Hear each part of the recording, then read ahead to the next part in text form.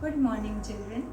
Hope you all are fine and following the lectures which I have already uploaded. In the today's lecture, we'll talk about the numericals of Henry's law, vapor pressure of liquid solution, in which we'll talk about Raoult's law.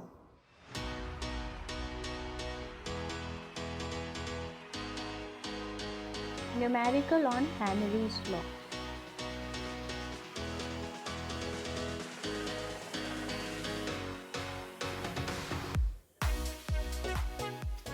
Now, the first question which we'll do, it is based on the conceptual concept. In this question, it is asked that there are two gases. There are two gases A and B. There are two gases A and B. Gas A is more soluble in water than gas B. Now you have to find which one of this gas will have higher value of KH. Which of the gas will have higher value of Henry's constant and why? The temperature is kept constant. Okay. Now as we have read already that when we are talking about two gases and the solubility of gas at a constant temperature. Okay. Now what will happen? This A gas is more soluble. If you remember, I made you write KH is proportional to 1 upon solubility. Okay. So if A gas is more soluble means the value of KH is less. But if we are talking about the gas B, it is saying that it is having less solubility means KH value is high. So which gas is having higher value of KH? It is gas B. And what is the reason? Answer for the reason is, why question is that because the solubility is inversely proportional to KH. So this is the first question which is asked in the board paper of 2016. Okay, and it is a conceptual type of question asked on Henry's law. A simple question which is asked on Henry's law is state Henry's law, write its two application. Okay, now the second question which I am talking about is the numerical based on the Henry's law. In this question, it is said that H2S, a toxic gas with rotten like smell. Rotten like smell. Okay, you all know that sulfur is having the smell of rotten egg like. It is used for the quantitative analysis. It is used for quantitative analysis. Okay, we all use H2S gas in the group second to analyze to find out the radicals of the group 2. If the solubility of H2S, if the solubility of H2S in water at STP, STP is standard temperature and pressure, is 0.195, small m is what? Molal. So this is molality, number of moles we can say, because at STP it is the 1 kg of the solvent in which it is dissolved. Calculate KH, that is Henry's constant. Now two important points you have to remember. The first point which is given in the question, it is STP, standard temperature pressure, and you are provided with the number of moles of the H2S gas. Small m is the molality. Molality is what? The number of moles upon 1 kg of the solvent. So it is nothing but equal to what? The number of the moles. So if I say N of H2S is nothing but equal to what? 0.195 moles. Okay, now at STP the pressure is equal to what? 0.987 bar.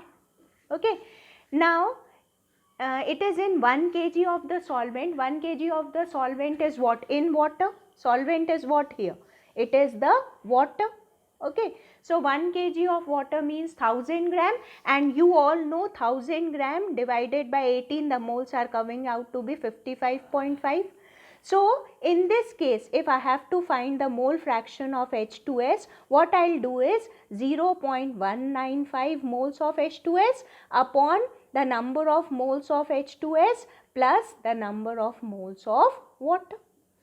So if you will calculate it, it comes out to be 0.0035. Okay.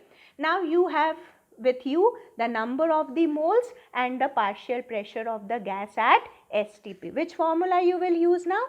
P is equal to KH into X.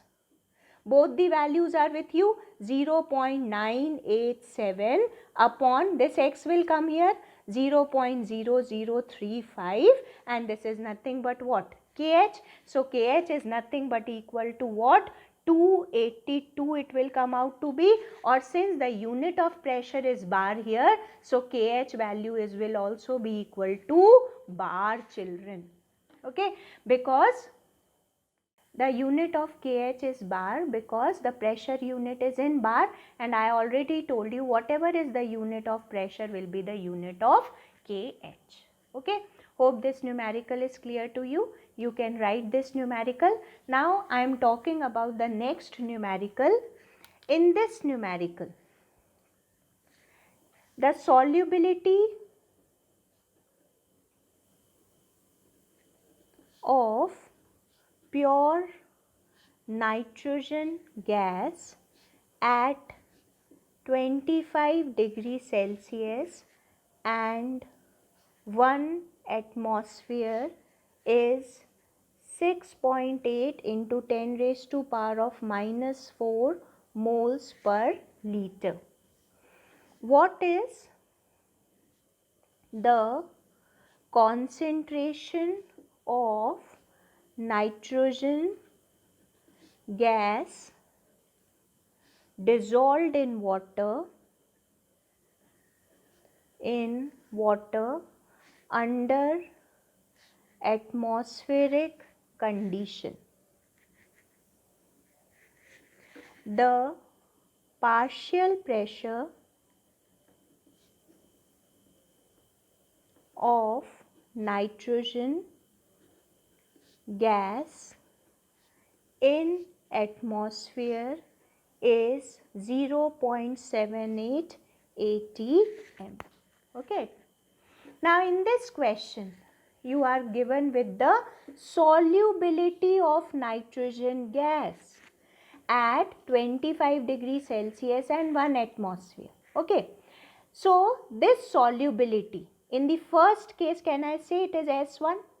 It is nothing but equal to 6.8 into 10 raised to power of minus 4 moles per liter. I already told you, children, solubility is nothing but equal to concentration. So unit is what? Moles per liter.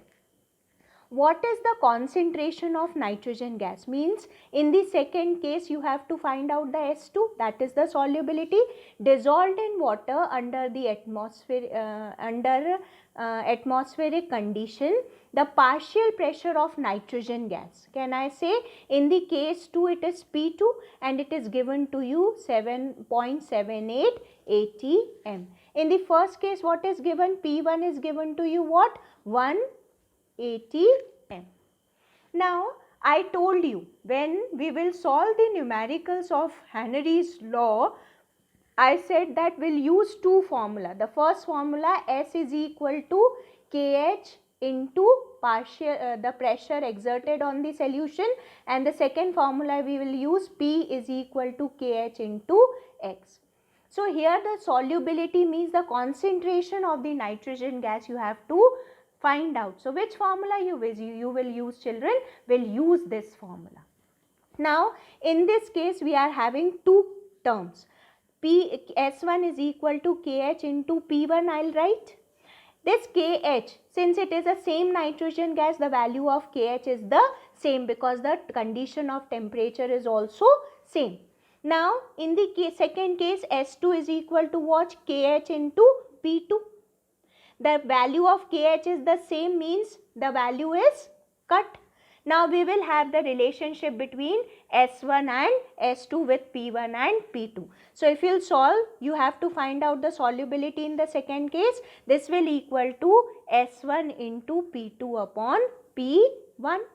And when you will put the value 6.8 into 10 raised to power of minus 4 multiplied by what is the value of P2? 0.78 upon 1. The answer is 5.304 into 10 raised to power of minus 4 moles per liter, because we are calculating what? The solubility, and I already told you the solubility unit is in moles per liter. So this is the third numerical. All the three formulas, the first formula, the second formula I have used, and in the case when the two conditions are given, I have used the formula. Now I am giving you for the homework two, three questions. The first question which I am giving, it is from page number 41. Page number 41 of your NCERT book. It is question number 2.7, in-text question. Okay? In text, you will try this question. In this question, only thing you remember, children, in this question you are provided with the CO2 gas, and you have to find out the amount of CO2 in 500 milliliter of water. Now this 500 milliliter, I always told you that molarity equal to molality when the volume become equal to the mass of the gas. Okay, so in this case the 500 milliliter is nothing but equal to what? The 500 grams. So you can use this as a solvent unit and you will able to find the answer. Now from the back exercise question, the same pattern of this question which I made you do, it is question number 2.13, exercise question. Okay, it is on this pattern only, the ethane is provided to you there. So you try to solve this question. And the last question which I am giving you, it is having a little tricky, but I think you will able to solve it. It is question number 2.39. In this nothing you have to do, you just have to calculate the partial pressure of nitrogen gas and then you will able to solve the question. Okay, so once you try these questions and then it is finishing your first point, that is Henry's law. We have read about what is Henry's law, then what all are the equation with the Henry's law, the graph of the Henry's law and the application of the Henry's law, numericals based on it. This was the last topic. So this finishes our Henry's law. Now we'll deal with the next topic of the chapter, and that next topic, it is concerned with the vapor pressure of liquid solution. Okay, so now I am dealing with the next chapter, vapor pressure of liquid solution. Vapor pressure of liquid solution. I told you earlier, in the whole chapter we'll talk about the liquid solution in which the solvent is the liquid. Before dealing with this liquid solution, let me first explain what do you mean by a vapor pressure. Now children, see, suppose we heat a liquid in a closed vessel. Okay, last year we have read this point in the 5th chapter, liquid state. This liquid, when it is heated in a closed chamber, what will happen? It will form the vapors over this liquid. Okay, These vapors will create a pressure on the surface of this liquid, and the pressure created by the vapors on the surface of the liquid, it is nothing but equal to what? Vapor pressure. Hope the question and the definition is clear. The vapor pressure is defined as the pressure exerted by the vapors on the surface of the liquid when it is heated in a closed vessel, when you are providing the temperature. Okay, so this is the definition of what? Vapor pressure. Pressure exerted by the vapors on the surface of the liquid when it is heated in a closed vessel. Okay, so the pressure exerted on the surface of the liquid when it is heated, this pressure is nothing but the vapor pressure of the liquid. Now, before starting with the liquid solution, what do you mean by the vapor pressure of a liquid solution? Let me tell you one more thing. The factors affecting vapor pressure. The first factor which is affecting, if I say the vapor pressure is directly proportional to temperature, yes children, you are heating it, the more and more vapors will be formed. So can I say vapor pressure is directly proportional to temperature? You increase the temperature, the vapor pressure will be increased. The second point is, this point children you have to remember. This will be a very important point when we'll deal with the other topic in this chapter regarding the vapor pressure. This vapor pressure is inversely proportional to intermolecular forces which is present in the given solution. Whatever the solution you are making, this intermolecular forces which are forming here, this is inversely proportional to vapor pressure. Or we can say, if the intermolecular forces are weak, the vapor pressure is high. If the intermolecular forces are strong, the vapor pressure will be weak. Obviously, we have read last year in the liquid state chapter. Suppose I take ethyl alcohol and water. Ethyl alcohol, the forces are weak and that is why it evaporates faster, while the water, the forces are strong, it will evaporate later, means it will be less. So vapor pressure is high in case of what? Ether. Okay, so this is the vapor pressure which is inversely proportional to the intermolecular force. Now here we'll talk about one more scientist whose name is Raoult, R-A-O-U-L-T.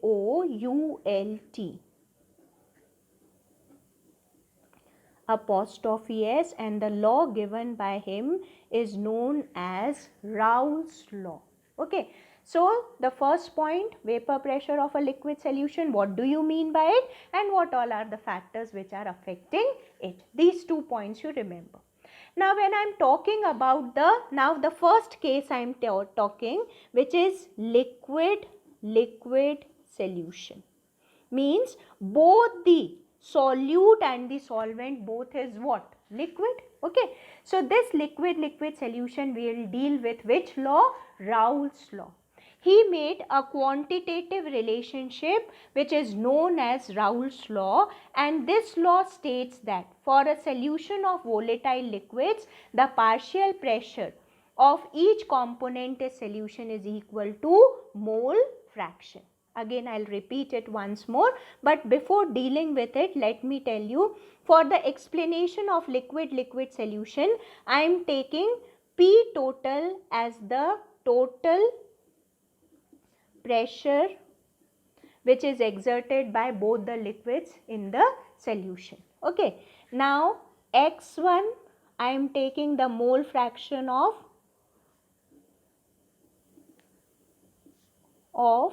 first liquid. I am taking two liquids, liquid 1 and liquid 2, and X2 are the mole fraction of second liquid. Okay, P1 naught whenever I am using in this chapter the value naught, okay, it is for the pure liquid. So it is partial pressure of liquid 1, pure liquid, and P2 will be what? P2 naught will be what? Partial pressure of liquid second. Okay, so two liquids I am taking, liquid 1 and liquid 2. So their mole fractions I am considering in the solution. Children, remember, this is x1 and x2, it is the mole fraction of that particular liquid in the solution. Pt I am taking as the total pressure, P1 naught is the partial pressure of liquid 1, pure liquid, and P2 naught is the partial pressure of the liquid 2. Okay, vapor pressure of the liquid 2. Okay, P1 naught is what? The vapor pressure, I will write here. Okay, vapor pressure of liquid 1, and P2 naught is vapor pressure of liquid 2. Fine, children? It is the vapor pressure, and PT is what? The total pressure which is exerting on the due to the two liquids. Now, what the Raoult says about it, what he said, which is known as Raoult's law. He said that the statement of the Raoult's law is what? For a solution of volatile liquids, the partial pressure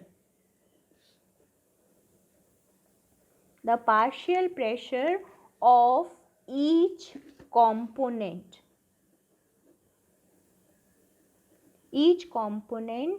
in the solution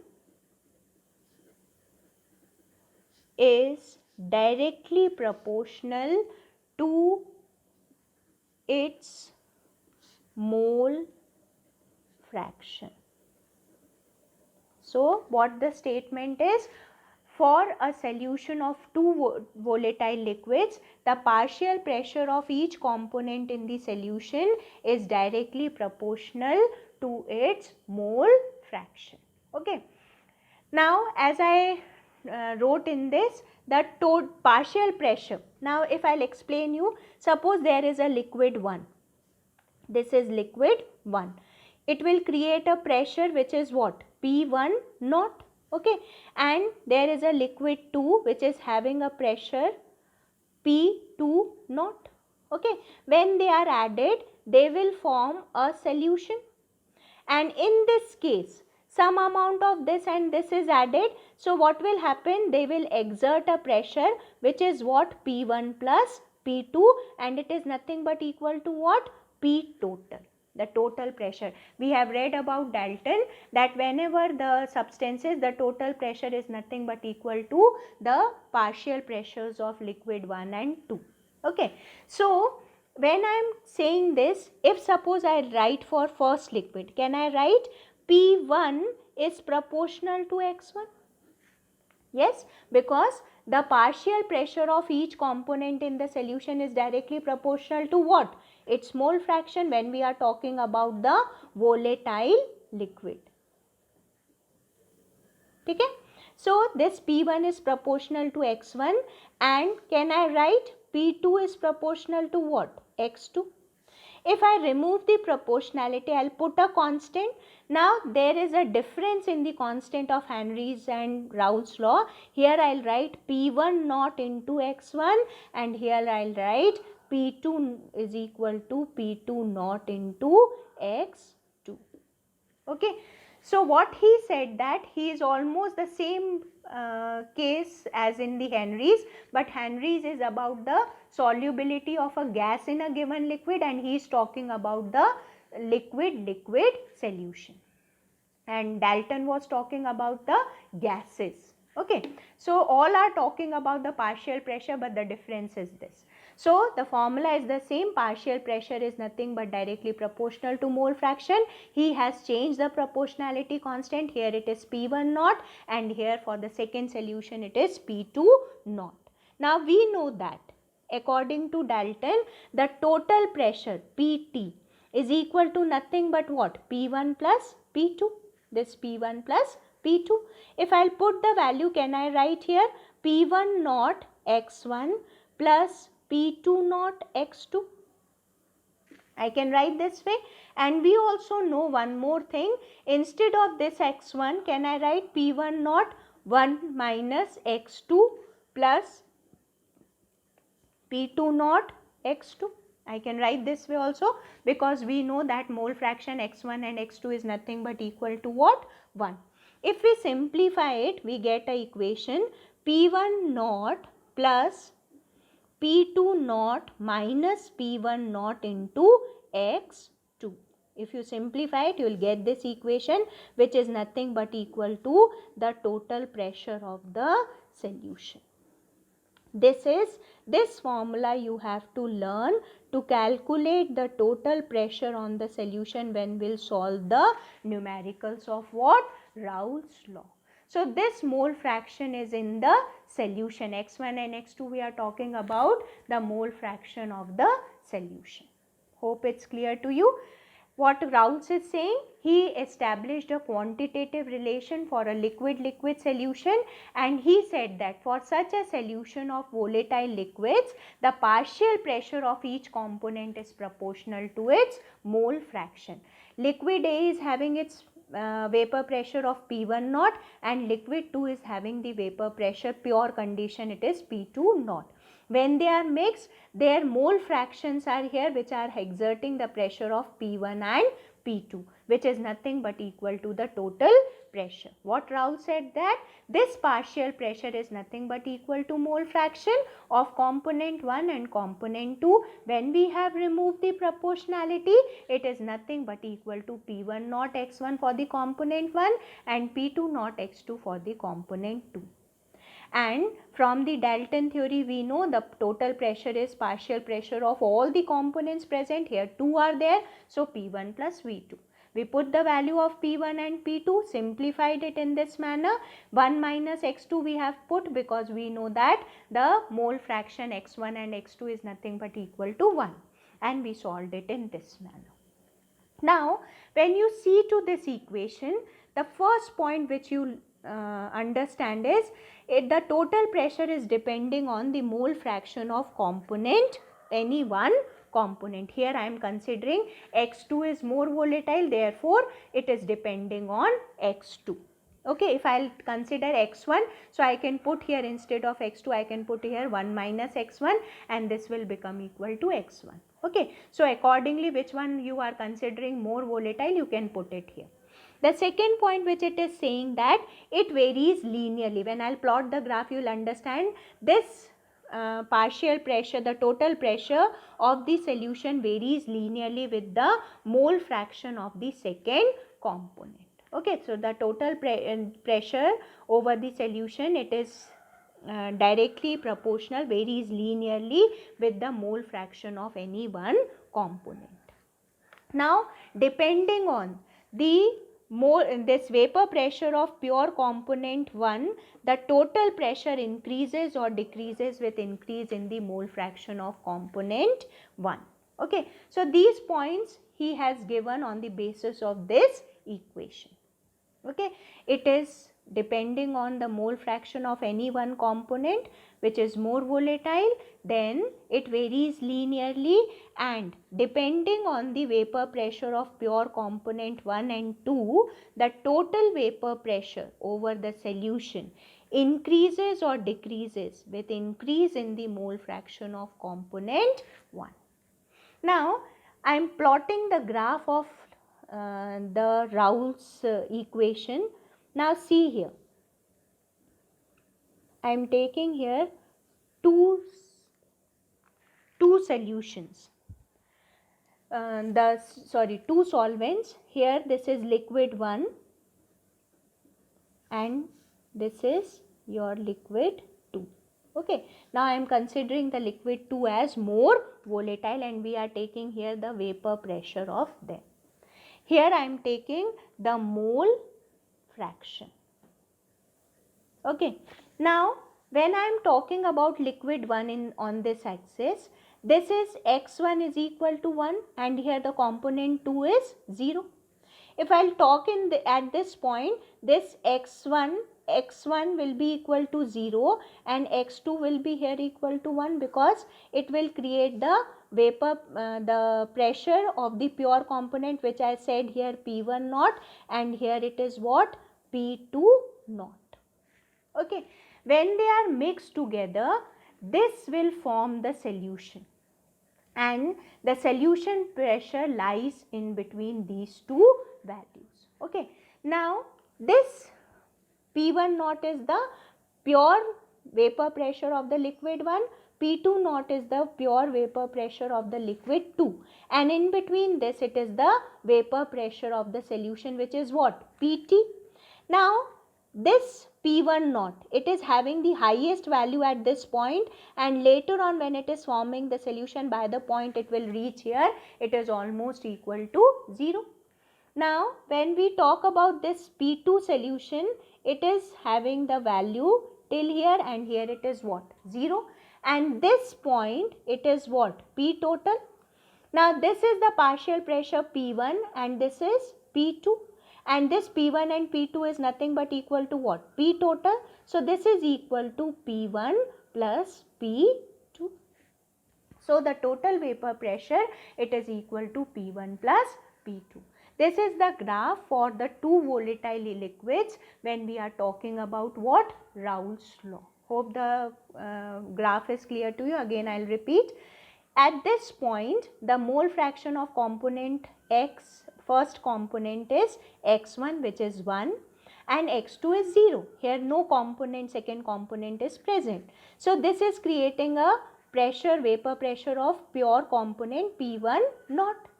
At this point the second component is present, so X1 is 0, X2 is equal to 1, and this is creating a vapor pressure of what, P2 naught. I am considering the second component more volatile, so the more volatile will have the higher vapor pressure. Children, this point you remember. Whichever the component which is having higher vapor pressure is more volatile. This you remember in the numerical. Okay. So means which X you will consider whose vapor pressure is high when you calculate the P total. Now this is the pressure of the partial pressure of the liquid 2, and this is for the liquid 1. It is highest at this point and becomes 0, and this is highest at this point and become 0. This P total is equal to P1 plus P2. This is the graph which is for the Raoult's law when we are talking about the two volatile liquids. Now means elaborating this formula, it is for the solution. When I will talk about the vapor phase, this is the liquid phase, and suppose I am talking about the composition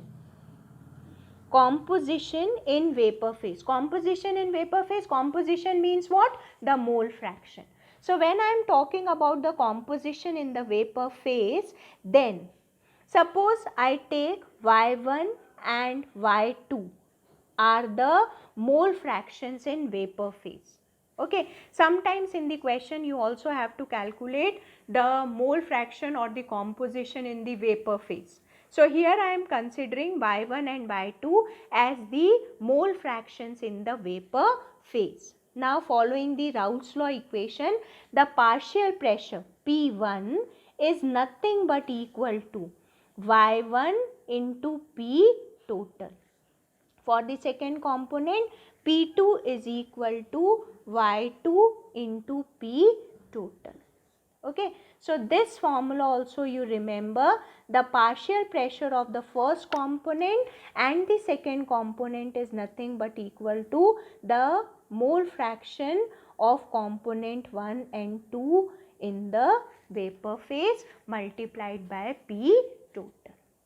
Okay, so this formula also children you have to remember when we have to calculate the composition of a given liquid in which phase? Vapor phase, where Y1 and Y2 are what? Mole fractions in the vapor phase, and P1 and P2 are the partial pressures, and PT is the P total. P total will calculate by this formula. Suppose P1 and P2 is not given, then in the question the mole fraction of in the liquid state will be given. So from here we can calculate P1 and P2. Put the value here, we can calculate the mole fraction in the vapor phase.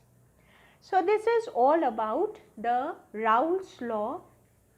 This is all about the Raoult's law, in which we are dealing with the vapor pressure.